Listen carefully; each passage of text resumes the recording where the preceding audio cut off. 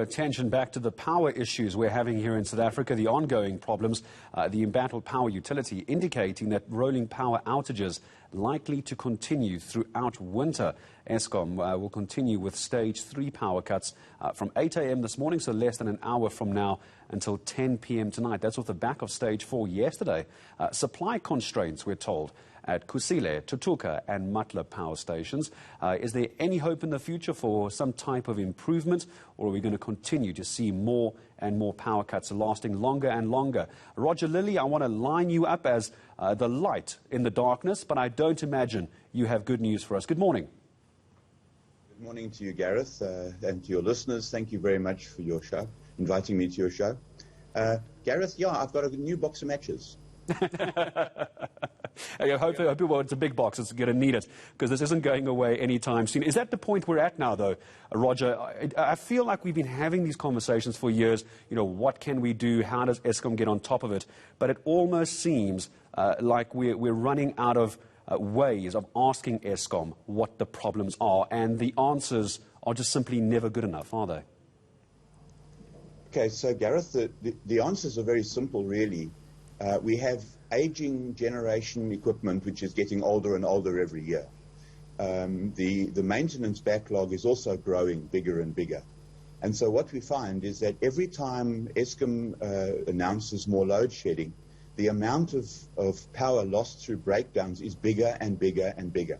So yesterday we were told that it's up to over 15,000 megawatts. Now that's 1/3 of Eskom's total generating capacity.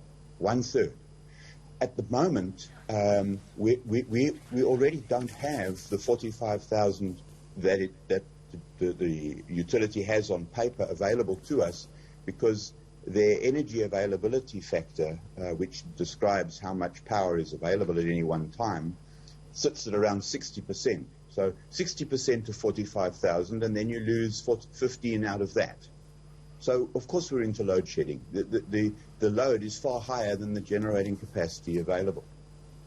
So if we're looking at the numbers, and this is why I became a journalist, because I can't count, Roger, so correct me if I'm wrong on this. So if we're losing 15,000 megawatts of generating capacity, generally it's sitting at 45,000 to keep the country's lights on. Are you telling me that at any one point 1/3 of the country is in the dark? No, let me rephrase that.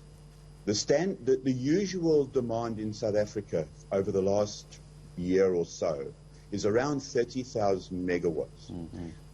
The utility has the capacity to produce 45,000. Mm-hmm. But out of that 45, we have only about 60% available to us, right. Which is virtually 30,000.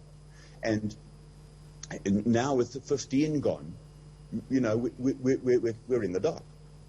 And the problem is that figure gets bigger and bigger every time Eskom talks about load shedding. It always says that the breakdown, the amount of power lost through breakdowns, they give you a number. And in the past, we've seen figures like 12, and then more recently 14, and now yesterday 15. So it's getting bigger and bigger, and this is the situation that we're facing. And so the only solution to this is new generation plant. And the only way we can get new generation plant upstream quickly is either by building solar and wind farms, which take 2 years or less to build and implement, and or the emergency or risk mitigation IPP plan that the Minister of Mineral Resources and Energy started. But that's embroiled in all sorts of arguments, so that's been delayed. So this is the situation. The government seems to be completely confounded by this whole situation. As much as they want to provide new power, there always seems to be some reason why it can't happen. Let's talk about the IPPs for a moment. And just by the way, Roger Lilley, this is why I love speaking to you. You're able to speak Gareth when it comes to unpacking what these megawatts mean and the use. So I thank you for explaining that to me to make sense of that. Let's talk about IPPs for a moment, independent power providers. What is the issue? If we had to take all the IPPs in South Africa, Roger, are you able to tell me, is there a number, how much they can contribute to that grid, which is currently under pressure, and would that alleviate the power cuts we're experiencing? It would definitely alleviate the power shortage. A number? Well, if you took all the IPPs, don't forget a number of the IPPs are already building equipment. So we really need to look at the plan that the government laid out, and that calls for over 11,000 megawatts of IPP power. Mm-hmm.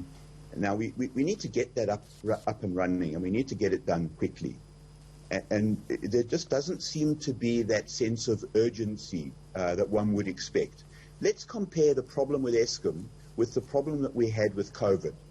With COVID, we saw a sense of urgency. The President spoke to the nation frequently. Actions were put into place quickly. I don't see any of that happening in the energy sector. Talk about car power ships for a moment. I've got about a minute or so left with you, Roger. We could talk all day, but I would love to get your thoughts, excuse me, that was badly timed, about the car power ships coming in. Obviously, we know that there are going to be protesters around the environmental side. Let's put that aside for now, not diminishing it. Just put the environmental issues aside. Will these car power ships make a difference? The car power ships would help. They're only going to add just over, 1.2 thousand megawatts, so 1,200 megawatts, so less than 10% of the problem that we're facing. So, yes, they'll help, but they're certainly not the ideal solution for any long-term solution. But they are a very good emergency plan solution. You bring them in, you park them, you switch them on, you plug them in, and they run. And you have power immediately. But, you know, there are a number of factors relating to that. I think what South Africans need to do is they need to learn how to use far less electricity, and we need to learn how to save electricity by switching things off, by replacing appliances that use a lot of electricity with appliances that don't. We need to move to gas for cooking and heating. Basically, we need to recognize the fact that for a number of years to come, possibly as long as 5, according to Eskom, we'll be living with load shedding. So we need to do everything we can to become less reliant on electricity. And if that means putting solar panels on our roofs, or if that means replacing our electric cookers with gas ones, and electric geysers with solar geysers on our roofs, well, then so be it.